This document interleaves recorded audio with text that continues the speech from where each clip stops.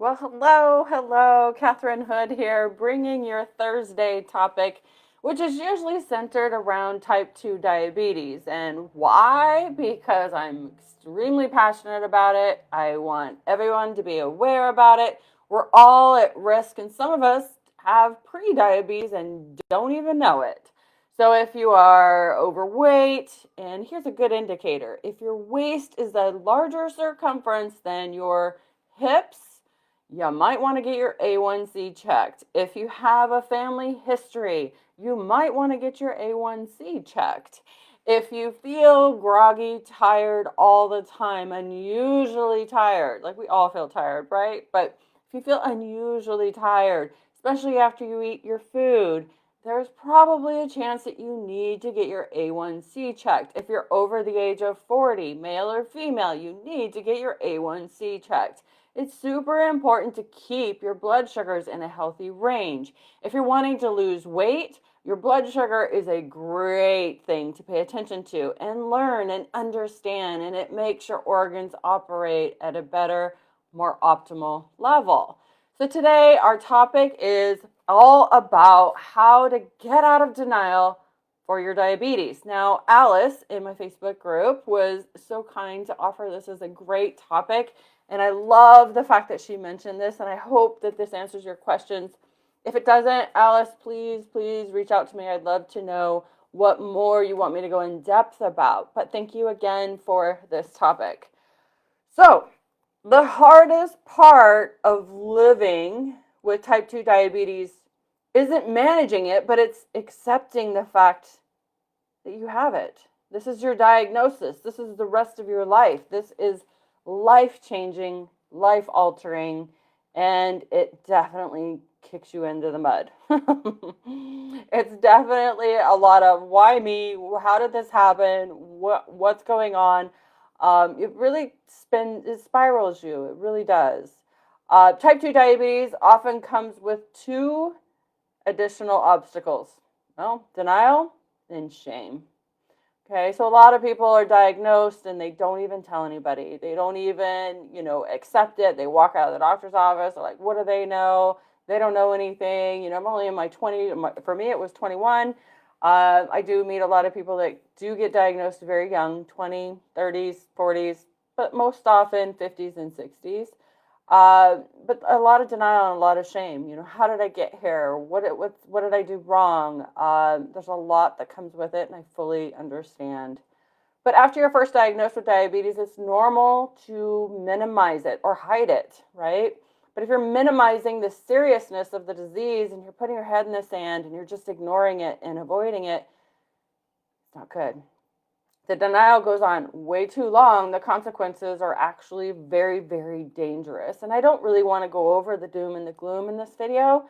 We all know what those things are. We can Google it. Your doctors have probably told us. But I know one thing when we're diagnosed, and this happened to me, is I glazed over. And it was like all I could hear was wah, wah, wah in the background. Like everything else was just like, I'm lost. I'm confused. There's so much information to learn and know and change and do, and it's exhausting. So I get it. I really, really, really, truly get it. And like I said, I hope I can offer you some help in this video. I took some pretty good amount of time, actually the last 2 days, where I've just compiled a lot of my thoughts and feelings into this. And as I read through my notes and kind of dialogue it with you, I hope it helps. But I want you to know this part for sure, because sometimes this is not understood. But every time your blood sugars do go over 140, it's causing permanent damage. So it is really, really, really important to learn your unique body. And there's no diet or meal plan or one size fits all. We're all so unique and so different, whether we're female, we're male, different weights, different heights, different hormone levels, different environment, different foods that we're used to eating, cooking, chopping, being around, shopping, getting, temperature of our environment. For women, especially if menopause is an issue, how our thyroid is behaving, how our liver is behaving, all these different organs play a huge role in just every ounce of where we are, how advanced we are in our diabetes. So Yeah, it's very complex. It's not a one size fits all, but you need to understand how your unique body understands food or diet or digest, along with stress and hydration and sleep. All these things are so important and they impact the numbers. Okay, so symptoms are often really subtle and can be easily ignored, right? Up until you get diagnosed. Typically, people are diagnosed from a normal exam. Or often, probably more often than not, it's like, man, I just don't feel good. And, it's been probably 10, 15 years since I've gone to the doctor. I might need to get some blood work done. That's usually when it's found out, discovered. I'm in a lot of discussion boards and a lot of places, but one of the other ones that's really scary is they find out when they're at the emergency room, right? They are having a hard time. They don't understand what's going on with their body. Things are not functioning right. Things are going really bad. And usually that's really, really high blood sugar levels. And I hope if you're watching that didn't happen to you. Hopefully you catch it before you're in the type 2 diabetic range, because when you're pre-diabetic, you can reverse it. You can reverse it. You can be clear of it. Basically, there's no mark on your medical record, because once you go type 2 diabetes, that's a mark on your record. It affects your health insurance. It affects your life insurance. It affects everything. It goes into a medical information bureau. You can't lie. You sign something saying that everything is honest and truthful, and they'll know anyways. It's not public information, but it's information on your record. So it's very, very important to catch it before it goes into type 2 diabetes, and know that once you go type 2 diabetes, you have it forever, right? You can be controlled. Like me, you can be in a controlled diabetic range or status and live a very fulfilled life. But we want to avoid the type 2 diabetes if we can. Hopefully you are pre-diabetic and we can get this changed around. But the most important part, getting out of denial, is the topic is today. But again, symptoms can be extremely subtle, so they're easy to ignore, hide from, or avoid, or, put your head in the sand. I get it. I understand that, but it is important. Because again, if you wait too long, every time you're over 140, you're causing damage. So it's just further breaking down everything. Your pancreas, everything is suffering. Your liver, your kidneys, so much. Your nerves, sexual dysfunction, eyesight, da-da-da. I told you I wouldn't do doom and gloom, didn't I? Sorry. That's what happens when I get off my notes. But here's some of the biggest fears that I wrote down that I hear, that I see, that I'm a part of. But giving up foods, right? That's probably one of the biggest ones. I had a post recently on Facebook that said, what if you could live to 100, have an amazing life, do everything that your heart desires, everything on your bucket list, but you had to eat bland food for the rest of your life? Would you do it? And majority of people said no. But here's the facts. There's so much more to life than food. I grant you, I'm a foodie. I love my food. But I also know that I absolutely love living. I love the experience of memories. I love laughing. I love all my hobbies, which I have unlimited amount of hobbies. But I love so much about this world and things that we can do that, in order for me to live longer and feel good, I do have to sacrifice a little bit in the food department. Doesn't mean I'm never going to have a cupcake again, but I just have to modify, right? How often? All right, changes in habits is another fear. It is huge. There's a lot of changes that have to take place, but they don't have to be taken all at once. One at a time, baby steps, baby steps, baby steps. That's what I teach my clients. There's also a fear of needles. Oh, that was me. They locked me in a room with a saline needle. Like, here you go. It's just saline in it, but you can't leave here until you inject this into your leg. I was terrified. I still am. I think that having to do that for a while, like it fixed me. It made me embrace it and understand it quickly. But yes, needles are no fun. Getting them, using them, disposing of them. But it's just like riding a bike. You get used to it. You really do. Like, I remember at the beginning, I was ashamed of it, embarrassed. But I got to the point where I just did it right there at my desk. Like, no big deal. Ta-da! It's funny how we work, right? So fear of the unknown. There is a hell of a lot of unknown. That's why I'm going to say over and over again here in just a second is you need support. You need people that understand, that have been through these waters, that are in these waters with you. You need support. We need support. That's part of the reason why wherever you're watching this, hopefully you're in a group or a forum, but that's why I create these, is to bring people together that have been through it, right? Through the muck. We're all at different phases. We're all having different experiences, but the more information you can get from people that are actually going through it, not a doctor that maybe has never even gone through it themselves, but somebody that's actually gone through the trials, the tribulations, made the mistakes, can help and support you. Fear of death. We all have that fear, right? But here's the reality is once you get things turned around, you can live an amazing, incredible life. So the sooner you do it, the better off you're going to be. So it's important to accept this diagnosis. Accept it also means accepting the way it changes your life, right? Accepting it. And really what accepting means to me is really getting control of your thoughts. Okay? So if you're thinking negative thoughts about the diabetes, then it's going to create some feelings and emotions that are negative, and then the actions are not going to be positive, right? So you've got to change your thought process surrounding this diagnosis. It's super important. Like, why me? Actually, I have some examples here in just a second, but you've got to change those thoughts. So when they bubble up and they're not negative and they're not motivating, then you need help getting those changed, and that's something that I love to do. But here are some pretty common ones. Fear of those changes can be enough to keep you from facing it. So here are some examples of ones that I hear a lot or read a lot. I will deal with my diabetes when I'm ready. Okay, so when are you going to be ready? Right? It's almost like it's the exact same thing when somebody's like, "Oh, I know I need to lose 20 pounds, but I'll let you know when I'm ready." My most favorite topic or thing just to help people with is type 2 diabetes, prediabetes, whatever. But most of my clients are weight loss clients. But I get on a lot of calls, a lot of conversations with people that are like, "Oh, I need to lose 20 pounds. But I'm not ready yet. I'm not ready yet." Well, when are you going to be ready, right? Life is going by. Like, I am telling you what, this day has just flown. So you just need to start right away. Don't even hesitate. Just start. But again, start small, start little tiny, tiny baby steps. That's what I teach my clients. This can't be happening to me. Again, that's the denial thing, right? You're denying that this is happening to you. Why in the world? What did I do to deserve this? Reality is, just like me, I have the genetic marker, right? I have the genetic marker. I have the genetic marker for Alzheimer's as well.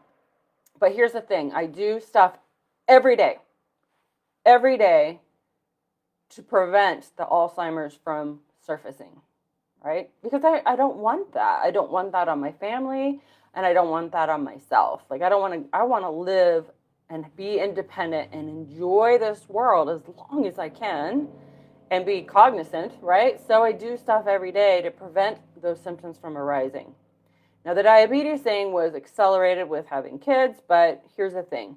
I've got it under control. I've done a lot of work to get that under control, but we can do things, but we've got to start today. I don't think I could ever wear an insulin pump. I'd be too embarrassed. Well, guess what? If it's advanced and it's gone too far, you're going to have to do that if you really want to live, right? There's people that have worse things. And I love the fact that when I go on Instagram, there's people with colonoscopy, I can never say that word, colonoscopy bags, I guess. But they show it and they expose it, and it makes it more familiar to us. So it's not it's not something shameful. I love that when people do that. Like, it just brings that to the forefront, that is something that they have and that's something that they deal with. So here's the thing. If you need an insulin pump, just get it. In fact, I have clients that swear by it. They're like, it's life-changing. It's made my life amazing. These are, actually, one of mine is a friend, not a client, and he's a type 1 diabetic, and he loves it. Like, he's like, it's given me so much more freedom in my life. It's given me so much more flexibility. So that was a game changer for him. I also know somebody else as well that they swear by it. So, and I see it in forums as well. So it's a game changer. It's a great tool. It's a great technology. Just own it. And the reality is the more people that know about it, the more that they're going to become aware, and maybe it'll prevent them from going full type 2 diabetic. All right. So diabetes is no big deal. There are worse things. What? Like, why are we, no, don't do that. Take care of yourself, take care of your body, take care of your health. That's what we're concerned about is you. Don't minimize it again. Why bother to care for myself? I'm going to die anyways. Really? Really? Are you unhappy? Like, what are you doing with your life? Do you want to be remembered in that way? That's one of the things I took a class, it's probably been 15 years ago. Loved it. It was a 6 month, really tough course, but it was all about learning to live today to every day, with the aspect of thinking about the end of your life. How do you want to be remembered? And it helps you make decisions throughout your day. How do I want to be remembered? So you're going to watch the words you say, you're going to watch the choices you make, you're going to watch the actions you take by living by that. So that's kind of like a suicidal statement. That's just really, yeah, that right there needs to be reframed. And if that's something you're thinking, we need to talk. My blood glucose level is out of control no matter what I do. Well, it's going to be until we figure out your unique body. There's so many factors, like I kind of named off some of them, rattled some of them off, that can influence your blood glucose level. Some of them you don't even probably even know. Like if you have a tooth infection that you're terrified of dentists or haven't been able to get into the dentist, that's going to impact your blood sugar levels, right? That infection or a cut or a wound that's not healing, that's also a sign that there's an issue going on. But that is something that will impact your blood sugar levels. My diabetes isn't that bad. Stop minimizing it. Take care of it now, because especially if it's prediabetes, you can get it fully under control. Make some small changes in your life and you'll probably be back to normal range. I'm just borderline. Again, we don't want you to cross over that threshold of type 2 diabetes. It really impacts your health insurance, your life insurance, everything in your lifespan, truthfully. It's pre-diabetes. I don't have to worry yet. Again, stop with the minimizing. We've got to get this under control now. It's kind of like that bubble, that little area where, you've got a chance to change this. You've got a chance to allow your body to heal and make a huge change and be normalized again. My doctor is watching it. Yeah, no. No, they're not. Going in every 3 months, every 6 months, checking your A1C without making changes to your lifestyle is not watching it. And again, you need support and you need people in your world that have been through it. Granted, you need a really good doctor that really understands diabetes, not just a general doctor, but you do need a medical professional in your tribe, your group of people that help and support you, hands down. But your doctor is not watching it for you. You've got a lot of work to do, but it's all amazing and all incredible, and I'll explain why. So the diabetes is how I say it. I try to. I might every once in a while say my diabetes, but I try to say the diabetes. And you want to know why? Because I don't want to own it. I don't want to take ownership of it. I want it to be the diabetes because I don't want it to be mine. I want to shed it. I want to be rid of it. I want to have the mindset that it's not mine. I don't want to take ownership of it. And that goes with anything. If you say my migraines, well, you've just owned it. It's something that you can't get rid of because your mind is like, hey, that's yours. We're going to keep it. It has a purpose. There's a reason why it's here. So we want to call it the diabetes. So you're not claiming it. You're not giving any ownership to it. But I had mentioned over and over again, and I'm going to keep mentioning it, we need support every day. We need a tribe of people. We need your doctors, nutritionists if you choose. I personally didn't have a great experience, and it might have been just that person, but they just pumped me this my plate bullshit. And I'm sorry, but my unique body doesn't respond to that. my unique body, my blood sugars are going to go through the roof when I use that my plate program. So, be mindful that our bodies are all unique, all different. It's not a cookie cutter thing. So that's the only little bit of thing, a little bit of my opinion. I kind of get a little heated over that. But you need a coach, you need a trainer, you need an educator, you need family, you need friends that support you, okay? Family and friends that don't support you, please add space and time and distance between you and them. If they're food pushers, alcohol pushers, they're pushing stuff on you that is affecting your health in a negative way, stressing you out, more space, more time. Move away from them, okay? Even if you have to move states, countries, do it. Therapist is a really good idea. Support groups are really good. Hopefully you're watching this in one of my support groups. But a coach like me, I mentioned it already, but a coach is really good. Probably the most affordable way to Get the accountability and support that you need on a daily basis. So that's an idea. Not trying to sell you anything, but just a suggestion. Okay. All right. But here's another one. Not feeling enough. Here's another one that comes up a lot with people that I talk to on the weight loss realm and on the diabetes realm, is that they're not putting their needs first. They don't feel like they are enough. They don't feel like, basically, they're accustomed to taking care of other people first and not taking care of themselves. So they feel like they're selfish. Is that you? Might be. But you have to take care of yourself first. You absolutely have to, right? It's not selfish. It doesn't take more time. It is a huge mental shift on how you do things throughout the day sequentially, but you show up as a better mother, husband, wife, boyfriend, brother, sister, uncle, aunt. I'm trying to name everything. Coworker, boss, whatever you are, whatever titles that you hold, all the different hats that you wear throughout the day, you're going to show up better because guess what? You feel better, right? You're probably, if you're not addressing your diabetes yet, you probably feel like crap and you don't even know it. You probably feel like you're in a cloud. Maybe know it, maybe don't. You maybe have tunnel vision at 2, 3 in the afternoon. You just feel like sleeping. All these things are indicative of your blood sugar levels going up and down all day long. It wears you out. It's exhausting. Okay? But when your blood sugars are stable and steady throughout the day, you feel amazing. And you're happy. You laugh like you glow. And you attract amazing, cool people in your life. And people want to be around you. Your life will change. It will transform. Okay, so again, don't minimize the importance and put off addressing this for years or months or hours or days, weeks, whatever, because guess what? The years will pass in a flash. Like I said, I don't even know where the hours went today.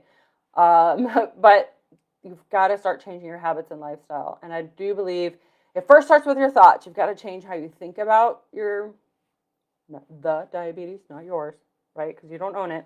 You got to start changing how you think about the diabetes and think of it as a way that I'm going to kick its ass. I'm going to kick its ass. That would probably be my power statement for you. Whenever the negative thinking comes up or the things that you say or type about the diabetes, change it to I'm going to kick its ass. I'm going to kick the diabetes ass. Okay? Sorry, I'm cussing.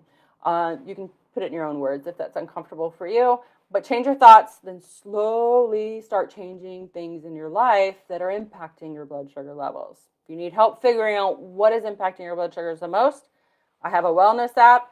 It does really, really good at that. Helps me help you. Let me know if that interests you. All right, so the destruction and complications, I told you I wasn't going to do doom and gloom, and I already did a little bit, so we might go into that just a tidbit. But fear, embarrassment, frustration, guilt, anger, bargaining, sadness, and denial are all normal reactions to being told that you have diabetes or other major health issues, right? Any other life-altering conditions. You probably know somebody. I think I know several people that have fatty liver, and it's not from alcohol. It's from juicing and drinking and eating a whole bunch of fruit and honey and all these other crazy high fructose foods. But, anytime you have this major diagnosis, it spins you on your heels and these emotions come up, right? So, but we've got to work through it. Got to address it.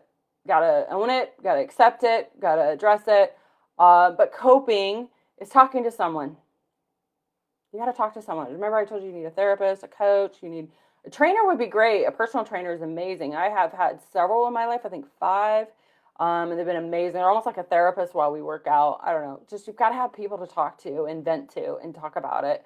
But again, it's better when you talk to someone that's been through it, been through the journey, a little bit ahead of you, even if it's just a week. But have somebody that can help you work through your feelings. Because guess what? Your feelings are like gas, right?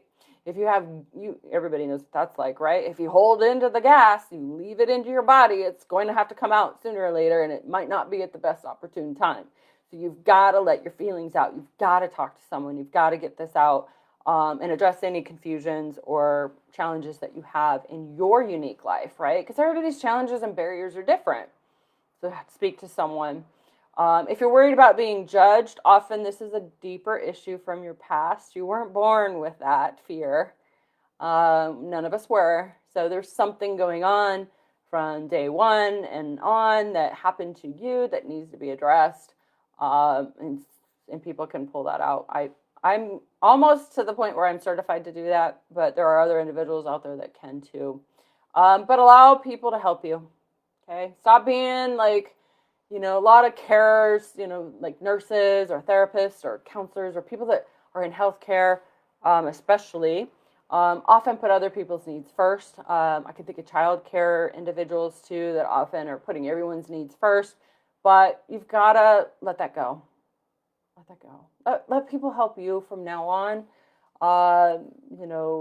Here's the thing, connect with others, admit that you have it, ask for support. People that are pushing foods and stuff on you to drink or eat that aren't really in alignment with what you need to do, you need to talk to them, tell them, admit it, and say, if you can't help and support me, then we're going to have to see less of each other. Period. You've got to change your environment. You've got to change the people around you. You've got to change your house, the foods that come into your house that needs to stop, the crap food. I don't care. Think about alcoholics. They don't have a full bar of alcohol in their house. Why? Because it's too tempting. It's too easy. You can't have that there. Clean out your cupboards. But talk to people, connect with people, because the number one problem with depression and the blues is not being connected. People usually want to be isolated and more isolated, and guess what? You keep circling down the drain. So you need to connect with others. You start feeling sad, down, blues about stuff, again, connect to other people. Okay, don't skip your doctor's appointments. I see that oftentimes on threads where people are like, I'm just scared, I'm frustrated, and I just want to avoid it, and don't go to the doctor. You need to go to the doctor until you get this figured out. Consistently check your blood sugars. I know this is going way over my normal, but I had a lot of information today. But consistently check your blood sugar levels. If you don't have a meter, get a continuous meter. That's a game changer. All my clients that I've worked with, current and past, have said that is a total game changer. So you can really identify what is causing it. And some unusual things that I notice, it's more about stress, lack of sleep, and hydration. So it's not about the food always. Okay, so watch, get a continuous meter, invest in one. If your insurance doesn't pay for it or doesn't pay for all of it, invest in it. It's a game changer. If you're feeling overwhelmed, try to work on one tiny thing a day. Improve one tiny thing a day. And then the next day, reflect on one thing you did good the day before. So it's always focusing on the good, not the bad. Pace yourself. So take it slowly. Baby steps. I think I've said that. But do things you enjoy too. Pick up some hobbies. Do some things that you maybe haven't done for a while. Things that you're passionate about. Get some more fun and joy in your life. It gives you purpose and meaning. And it also will add more value to your life to where you're like, hey, you know what? I want to stick around. I want to be here to do this hobby or be more connected with other people because this is really fun. Whether it's square dancing or taekwondo or whatever it is, but you need to be connected with others and have a hobby that has to do with other human beings. But a recap, acknowledge, accept your status, your diabetes, whatever it is, pre-diabetes. Write it in a journal, write it down, burn it, put it in a bottle. Probably don't do that because that's probably not good for the environment. I was going to say put it in a bottle and throw it in the water, but don't do that. Can't do that anymore. That's so bad for the environment. But talk to someone, cry it out, get those feelings out. Because remember, it's like gas. Don't bottle it up because it will come out eventually. But eventually, you're going to feel better. With everything, every small step you make through this journey, you're going to feel better and better. You're going to have more confidence. You're going to embrace this and realize that, here's one of my last tips that I want to teach you or tell you or explain that might be useful or helpful. Really dive into diabetes and what it is. Learn about it inside out, backwards. Not all of it applies to you. I get it, but learn about it to the point where you can teach someone. Because truthfully, especially as I'm recording this, we've had a year of COVID. I predict that type 2 diabetes is diagnosis is going to skyrocket over the next year. So we've got to be aware and know and be able to help and teach other people and say, I'm really noticing that you're not feeling good all the time. Have you had your A1C checked, or something? Something to tell people to take care of themselves sooner than later. So I hope this was helpful. I really enjoyed getting all this content ready for you guys, even though I went way over my time limit today. Hi, Sherry. Thank you for saying hi. Again, I love hearing what you want to hear, what you want me to talk about. So thank you, Alice, for bringing that topic to the forefront, and I hope this was useful. All right, guys, thank you so much. See you next week. Bye.